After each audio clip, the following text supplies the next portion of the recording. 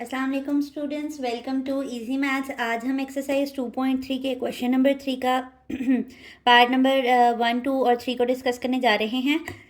उसने हमसे क्वेश्चन के अंदर कहा है कि if log 3.177 is equals to 0.5019 then find log 3177, log 31.77 और लॉग 0.03177। यानी आप देख रहे हैं कि ये जो इसका वैल्यू पार्ट है वो हमारे पास हर जगह पर सेम दिया हुआ है, और उसने एक वैल्यू में जो है वो हमें कैलकुलेट भी करके दिया हुआ है कि यहाँ पर इसका आंसर क्या है, 0.5019। इसका आंसर ये है। इस बात का मतलब ये बनता है कि इसकी करेक्टरिस्टिक्स 0 थी और इसका जो मेंटीसा पार्ट था वो 0.5019 था। ऐसा था तो हमारे पास इसका आंसर ये आया है। तो अब हमें डिफरेंट जगहों पे उसने डेसिमल दिया है, यानी इसमें उसने हमें डेसिमल ही नहीं दिया, इसमें डेसिमल उसने सेकंड प्लेस पे दिया है और इसमें उसने हमें डेसिमल जो है वो लेफ्ट साइड पे दिया है। तो अब हम डिफरेंट तरीक़ों से देखते हैं कि इनको कैसे फाइंड किया जा सकता है। सबसे पहले हम इसकी करेक्टरिस्टिक्स फाइंड आउट करते हैं। करेक्टरिस्टिक्स फाइंड आउट करने का तरीकाकार जो मैंने आपको बताया था वो ये था कि साइंटिफिक नोटेशन में कन्वर्ट कर लें। तो ये जो नंबर है इसको आप साइंटिफिक नोटेशन में कन्वर्ट करेंगे तो 3177, हर उसका जो नंबर है जिसका कोई पॉइंट नहीं है उसका बाय डिफ़ॉल्ट जो होता है वो पॉइंट लास्ट पे मौजूद होता है। तो अब हम इसके पॉइंट को कहाँ पे शिफ्ट करने लगे हैं, ऐसी प्लेस पे जिससे पहले 1 नॉन ज़ीरो वैल्यू मौजूद हो। यानी कि नॉन ज़ीरो वैल्यू कौन सी होती है, जो कि ज़ीरो ना हो, उसके अलावा कोई भी नंबर मौजूद हो। तो यहाँ पर आपने कितनी वैल्यूज़ को जंप किया है यहाँ पर हमने वैल्यूज़ को जंप किया है 3। अब आप देखें, मैंने आपको बताया था कि जो एक्सपोनेंट पार्ट होता है वही उसकी करेक्टरिस्टिक्स होती है। तो हमारे पास यहाँ पे एक्सपोनेंट क्या है, 3। तो इसकी करेक्टरिस्टिक्स हमारे पास क्या निकल आई है, करेक्टरिस्टिक्स निकली है हमारे पास 3 निकली है इसकी करेक्टरिस्टिक्स। हम यहाँ पर लाइन लगा लेते हैं ताकि ये मिक्सअप ना हो हमारा काम। चलें, करेक्टरिस्टिक्स हमारे पास 3 निकली है। ये साइंटिफिक नोटेशन में जो भी एक्सपोनेंट आता है वो करेक्टरिस्टिक्स होती है। अब हमने मेंटीसा निकालना है और मेंटीसा भी 4 वैल्यूज़ का निकालना है। और 4 वैल्यूज़ का मेंटीसा हमने निकालना किस तरह से सीखा था कि आप अपनी बुक के पेज नंबर 283 के ऊपर हमारे पास लोगैरिथम का टेबल मौजूद है। उस लोगैरिथम के टेबल के अंदर आपने इस वैल्यू को चेकआउट करना है। हमें पहले क्या चाहिए, 31 चाहिए, और 31 किसकी लाइन में चाहिए, 7 की लाइन में चाहिए। तो 31 आप देखें, यहाँ पर हम स्केल रख के आपको दिखाती हूँ। 31 जो है वो 7 की लाइन में हमारे पास कितनी वैल्यू देता है, 5011। ठीक है, और 7 से आगे दोबारा 7 था तो वो मीन डिफरेंस की वैल्यू का 7 था। तो इसी को हम 7 की लाइन में यहाँ मीन डिफरेंस के टेबल में देखेंगे तो ये हमारे पास क्या आ गया है, 10 आ गया है मीन डिफरेंस। और यहाँ पे आ गई है वैल्यू जो आई है वो 5011 आ गई है हमारे पास। ठीक है, तो हमने इसकी जो मेंटीसा भी टेबल के अंदर देखी है वो हमने देखा है कि हमने पहले जो है वो 31 को 7 के सेक्शन में देखना था कॉलम के अंदर। तो हमारे पास वो वैल्यू कितनी थी, वो थी आपके पास 5011। और हमारे पास जो मीन डिफरेंस आया, हमें पता है कि उसको हमने प्लस करना होता है, तो वो 7 के सेक्शन में मीन डिफरेंस उस वैल्यू का कितना आ रहा था हमारे पास, 8 आ रहा था। तो हम इन दोनों को जब वैल्यूज़ को प्लस करेंगे तो 5011 और 8 को प्लस जब आप करेंगे तो वो हमारे पास क्या आंसर आएगा, 5019 आएगा। और मेंटीसा जो है वो हमारे पास डेसिमल पार्ट होता है, तो इसको हम डेसिमल के साथ स्टार्ट करते हैं।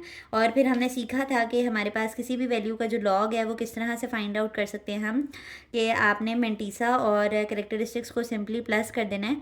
तो यहाँ पर हम क्या लिखेंगे कि करेक्टरिस्टिक्स प्लस मेंटीसा।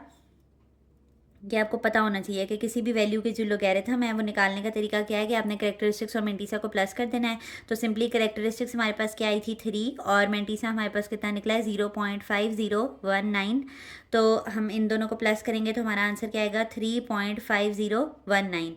और यही वो रिक्वायर्ड वैल्यू थी जो हमें चाहिए थी इस सवाल के लिए। अब हम चलते हैं अपने नेक्स्ट पार्ट की तरफ। नेक्स्ट पार्ट में उसने हमें डेसिमल जो है वो सेकेंड प्लेस पे दिया है, और हमने साइंटिफिक नोटेशन का रूल पढ़ा हुआ है कि ये ऐसी जगह होना चाहिए जिससे पहले एक नॉन ज़ीरो वैल्यू हो, तो इसको यहाँ होना चाहिए।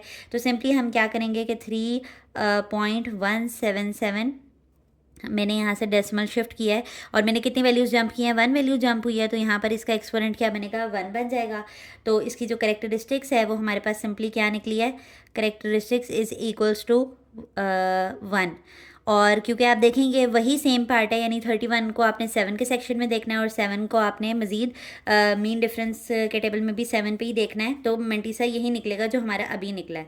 तो आपको बार बार कैलकुलेट करने की ज़रूरत नहीं है, आप सिंपली जो है वो मेंटीसा यहाँ से भी लिख सकते हैं 0.5019 हमारे पास मेंटीसा है। और अभी मैंने आपको बताया कि किसी भी चीज़ का लॉग ऑफ एनी नंबर हम फाइंड कर रहे हो 31.77 के लिए हमें क्या करना पड़ेगा, करेक्टरिस्टिक्स और मेंटीसा को प्लस करना पड़ेगा। करेक्टरिस्टिक्स हमारे पास क्या निकली है, 1 निकली है, और मेंटीसा हमने पहले ही कैलकुलेट कर रखा है, वो हमारे पास कितना है 0.5019 आया। तो इसको जब हम प्लस करेंगे तो ये सिंपली क्या आ जाएगा 1.5019 आ जाएगा। यही वो रिक्वायर्ड रिजल्ट था जो हमें चाहिए है। ये हमारे पास एक आंसर आया है, एक आंसर ये आ गया, क्योंकि सिमिलर एक ही मेंटीसा के ऊपर निकल रहे हैं तो ये मैंने एक ही वीडियो के अंदर आपको ये पार्ट्स करा रही हूँ। इसके अंदर देखेंगे हमारे पास साइंटिफिक नोटेशन का क्या रूल है कि एक नॉन ज़ीरो वैल्यू बचनी चाहिए, तो हम पॉइंट को यहाँ पर शिफ्ट करवाएंगे। वैल्यूज़ हमने कितनी जंप की हैं, 2 वैल्यूज़ जंप की हैं, और पावर हमारे पास क्या आ जाएगी 2 आ जाएगी, लेकिन आएगी क्या माइनस में। ये रूल मैं आपको बहुत पहले भी बता चुकी हूँ कि अगर आप डेसिमल को राइट साइड पे मूव करते हैं तो आपकी पावर जो है वो क्या आती है, नेगेटिव आती है, और अगर आप अपना डेसिमल लेफ्ट साइड पे मूव करते हैं तो आपकी पावर क्या आती है, पॉजिटिव आती है। इस केस में भी हम लेफ्ट गए थे, इस केस में भी हम लेफ्ट गए हैं तो हमारे एक्सपोनेंट्स पॉजिटिव आए थे। इस केस में हम राइट जा रहे हैं तो हमारे इसमें एक्सपोनेंट क्या है, -2 आया है। और हमने सीख रखा है कि characteristics can be either positive, can be negative and can be zero, यानी तीनों केसेस ट्रू हैं कि प्लस में भी हमारी वैल्यू आ सकती है, करेक्टरिस्टिक्स ज़ीरो भी हो सकती है और नेगेटिव भी हो सकती है। ये सिर्फ मेंटीसा के लिए ज़रूरी है कि वो रहेगा ही पॉजिटिव। तो हमने सीख रखा है कि करेक्टरिस्टिक्स को हम ऐसे माइनस नहीं लिखते, हम उसके ऊपर बार डाल देते हैं कि करेक्टरिस्टिक्स 2 बार का मतलब है कि ये नेगेटिव करेक्टरिस्टिक्स है। इसका मेंटीसा हमारे पास क्या निकाला था हमने, वो हमने निकाला था 0.5019 निकाला था।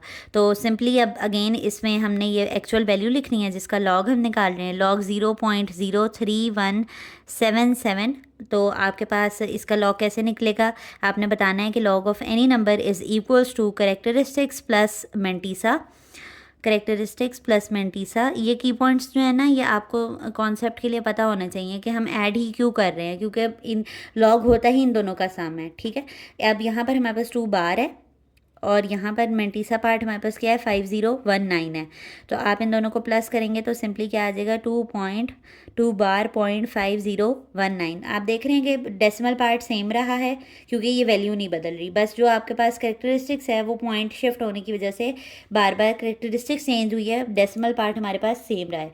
तो ये इंतहाई ईजी सा क्वेश्चन था, क्वेश्चन नंबर 3 ऑफ एक्सरसाइज 2.3। उम्मीद करती हूँ आपको ये समझ आया होगा। अगर आपको हमारा वे ऑफ टीचिंग ईजी लगता है तो हमारी वीडियोज़ को लाइक किया करें और चैनल को सब्सक्राइब कर दें ताकि हर नई आने वाली वीडियो आप तक आती रहे। अल्लाह हाफ़िज़।